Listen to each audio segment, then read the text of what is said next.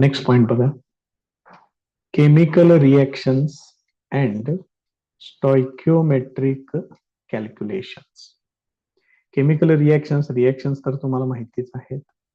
त्याच्यामध्ये एक नवीन शब्द आलेला आहे, तो आहे स्टॉइक्योमेट्री. स्पेलिंग व्यवस्थित बघून घ्या त्याचं काय आहे ते.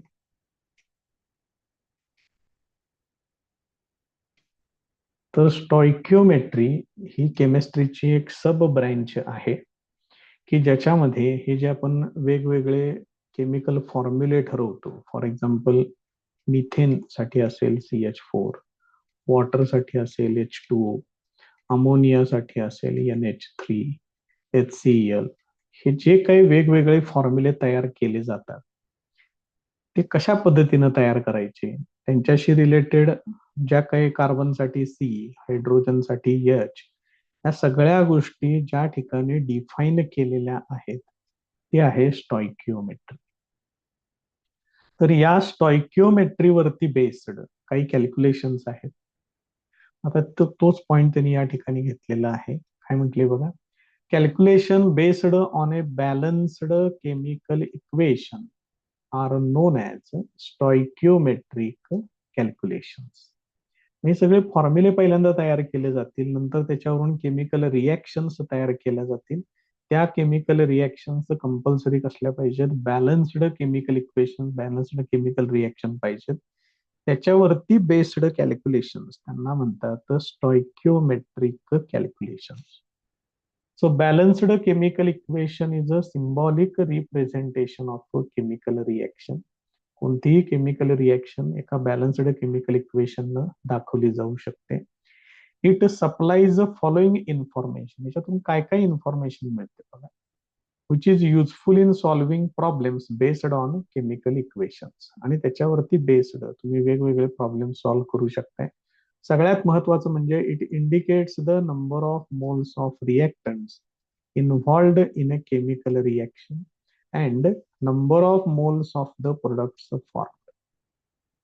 त्या केमिकल रिएक्शन मध्ये कोणत्या रिएक्टंटचे किती मोल्स आहेत हे कळतं.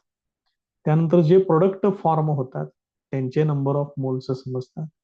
It indicates relative masses of reactants and products linked with chemical change. त्या ठिकाणी जो काही केमिकल चेंज घडतोय त्याच्यामध्ये रिएक्टंट आणि प्रोडक्ट यांच्यातलं रिलेटिव्ह मास काय आहे ते कळतं. It indicates relationship between the volumes of the gaseous reactants and products at STP. त्याच्यावरून जर त्या ठिकाणी काही गॅसियस रिएक्टंट्स आणि प्रोडक्ट्स असतील तर त्यांचे व्हॉल्युम्स जे आहेत त्याच्याबद्दल सुद्धा इन्फॉर्मेशन मिळते. त्यामुळे हे स्टॉइक्योमेट्रिक कॅल्क्युलेशन जे आहेत आपल्याला बघावे लागणार आहेत 11वी मध्ये पण 12वी मध्ये पण. ही सुरुवात त्यांनी या ठिकाणी अशा पद्धतीने केलेली आहे. नेक्स्ट पॉइंट आहे लिमिटिंग रिएजंट. लिमिटिंग म्हणजे मर्यादित, अगदी ठराविक प्रपोर्शन मध्ये तो रिएजंट तिथं उपलब्ध असेल. तर त्याच्याबद्दल कसं सांगितलं बघा. When a chemist carries out a reaction the reactants are not usually present in exact stoichiometric amounts.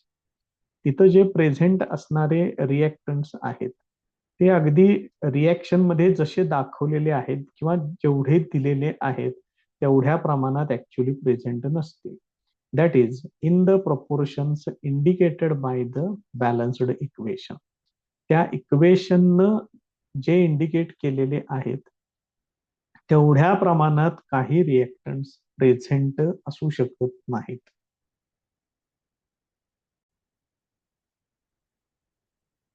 Since the goal of a reaction is to produce maximum quantity of a useful compound from the starting materials.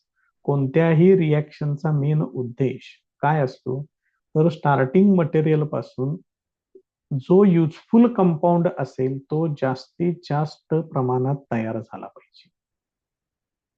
So frequently मग याच्यासाठी काय करतात, बऱ्याच वेळेला याच्यासाठी a large excess of one reactant is supplied to ensure that more expensive reactant is completely converted into the desired product. मग काय करतात त्याच्यामध्ये, एक रिएक्टंट जास्त प्रमाणात घेतात लार्ज एक्सेस मध्ये, आणि जो जास्त एक्सपेन्सिव्ह म्हणजे जास्त खर्चिक असलेला, ज्याची किंमत जास्त आहे, असा जो रिएक्टंट आहे तो कमी प्रमाणात घेतला जातो आणि त्याचं जास्तीत जास्त डिझायर्ड प्रोडक्ट मध्ये कन्व्हर्शन झालं. जास्तीत जास्त म्हणण्यापेक्षा कम्प्लिटली, पूर्णपणे त्या एक्सपेन्सिव्ह कंपाऊंडचं कन्व्हर्शन हे डिझायर्ड प्रोडक्ट मध्ये झालं पाहिजे. बघा लक्षात येते का कशा पद्धतीनं एक्सपेरिमेंट करत असताना हा विचार केला जातो. The reactant which is present in lesser amount gets consumed after some time. जो रिएक्टंट कमी प्रमाणात प्रेझेंट आहे तो चटकन संपणार, and subsequently no further reaction takes place. दोन रिएक्टंट आहेत, त्यापैकी एक संपला, रिएक्शन थांबणार तिथंच, त्यामुळे पुढं रिएक्शन होणार नाही. What ever be the amount left of the other reactant present. जो दुसरा एलिमेंट आहे जो जास्त प्रमाणात आहे तो तसाच राहणार त्या ठिकाणी, त्याची एकट्याची तर काही रिएक्शन होणार नाही. Hence the reactant which gets consumed limits the amount of product form. त्यामुळे जो रिएक्टंट पहिल्यांदा संपतो आणि तो संपल्यानंतर काय होतं, प्रोडक्ट तर फॉर्म होतो पण रिएक्शन तिथंच स्टॉप होते. त्यामुळं जो रिएक्टंट कन्झ्युम होतो, पहिल्यांदा खर्च होतो आणि जो कमी प्रमाणात उपलब्ध असतो त्याला म्हणतात लिमिटिंग रिएजंट. मग हे रिएजंट कुठले असतात, तर ज्यांची कॉस्ट हायर आहे ते अतिशय कमी प्रमाणात काय केलं जातं, यूज केलं जातं. त्यामुळे हे लक्षात ठेवा, रिएक्शन मध्ये जास्त प्रमाणात कुणाला घेतात, कमी प्रमाणात कुणाला घेतात. जो कमी प्रमाणात घेतलेला असतो तो चटकन संपतो, त्यामुळे रिएक्शन तिथंच थांबते. त्यामुळं ज्याचं प्रमाण कमी आहे त्यालाच काय म्हणतात, लिमिटिंग रिएजंट असं म्हणतात. नेक्स्ट पॉइंट आहे कॉन्सन्ट्रेशन ऑफ सोल्युशन. अतिशय महत्वाचा पॉइंट, याच्यातले सगळे प्रकार व्यवस्थित करून ठेवा. मग काय असते concentration? Concentration of A solution or the amount of substance present in given volume of a solution.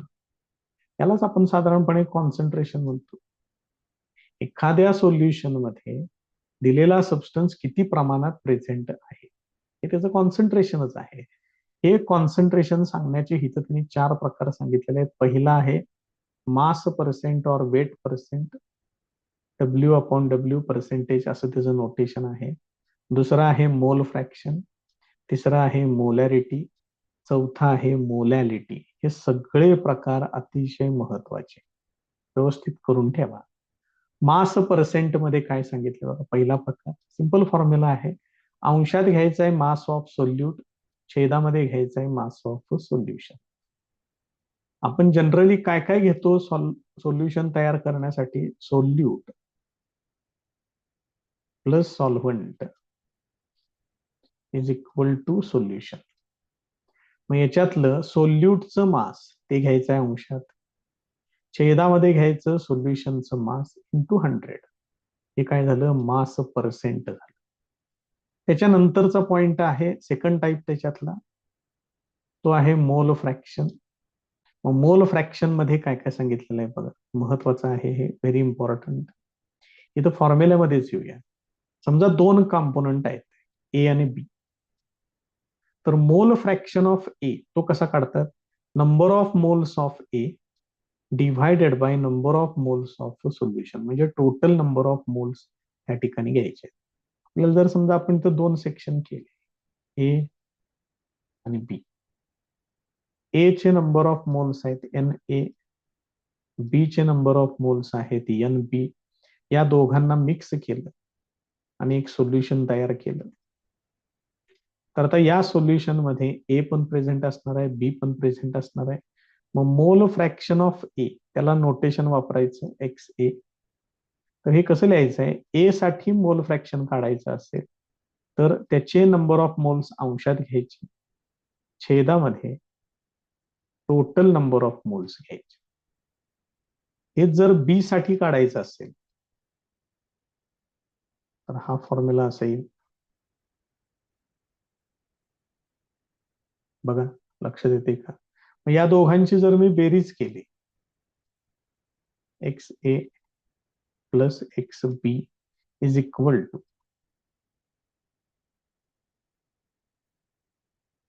वापरूया आपण त्या व्हॅल्यूज इथे घेतोय, X A plus X B equal to, हे एक्स ए आहे ते मांडतो इथं,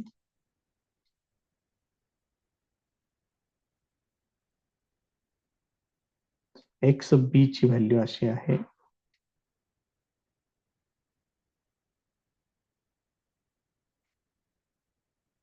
तर याचा छेद समान आहे, अंशांची डायरेक्ट बेरीज होईल,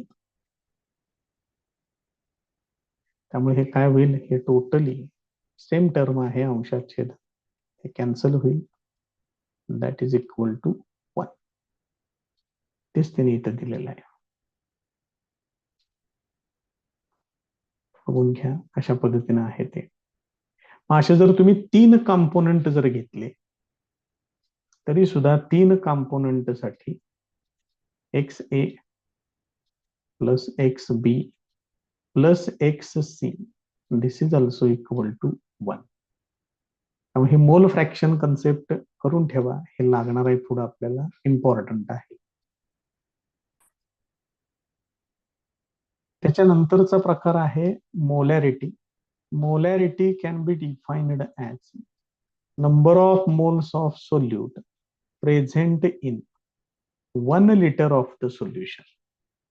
सोल्युशनचं 1 लिटर घ्यायचं, त्याच्यामध्ये सोल्यूटचे किती नंबर ऑफ मोल्स आहेत ते सांगायचं.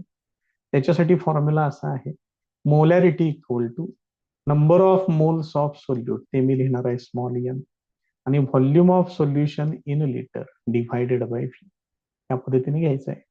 Molarity of a solution depends upon temperature, हे महत्वाचं, कारण याच्यामध्ये येतो व्हॉल्यूम, आणि व्हॉल्यूम हा टेम्परेचर डिपेंडंट आहे. त्यामुळे टेम्परेचर चेंज झालं तर व्हॉल्यूम चेंज होणार, व्हॉल्यूम चेंज झालं तर मोलॅरिटी चेंज होणार. त्याच्या पुढची कन्सेप्ट आहे मोलॅलिटी, त्याला नोटेशन वापरायचं आहे स्मॉल एम. मोलॅरिटीला काय वापरले बघा, कॅपिटल एम. इथं डेफिनेशन काय सांगितलेलं बघा, number of moles of solute, अंशात जे आहे तेच इथे घेतलेलं आहे, प्रेझेंट इन, इथं मात्र बदल आहे, 1 किलोग्रॅम ऑफ सॉल्व्हंट घ्यायचं आहे. त्यामुळे छेदामध्ये तुम्हाला काय घ्यावं लागेल, सॉल्व्हंटचं मास, सॉल्व्हंटचं वेट घ्यावं लागेल. त्यामुळं ह्याचं युनिट येतं मोल पर केजी, आणि इथं जर तुम्ही घेतलं युनिट तर मोल पर डेसिमीटर क्यूब किंवा मोल पर लिटर येतं याचं. त्यामुळे हे व्यवस्थित लक्षात ठेवा, काय कन्सेप्ट आहेत, काय टर्म्स आहेत, अतिशय महत्वाच्या या कन्सेप्ट आहेत, लागणार तुम्हाला हे नेहमी रेग्युलरली. आता मोलॅलिटी बद्दल काय म्हटलं, ह्याच्यात कुठेही व्हॉल्यूम येत नाही, त्यामुळे हे टेम्परेचर डिपेंडंट नाही, टेम्परेचरवरती डिपेंडंट हे राहत नाही. टेम्परेचर जरी चेंज झालं तरी ही व्हॅल्यू बदलत नाही, it remains unaffected with change in temperature. कोण आहे ते अनअफेक्टेड, छेदामध्ये कोण आलं इथं, मास, इथं कोण होतं, volume. Volume changes with temperature but mass does not change with temperature. In chemistry laboratory, a solution of desired concentration is prepared by diluting a solution of known higher concentration.